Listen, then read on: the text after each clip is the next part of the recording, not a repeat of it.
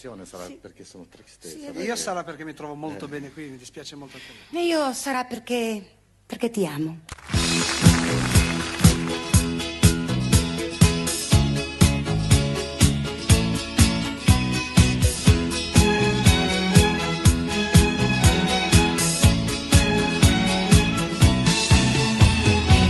Che confusione, sarà perché ti amo, è un'emozione che cresce piano piano.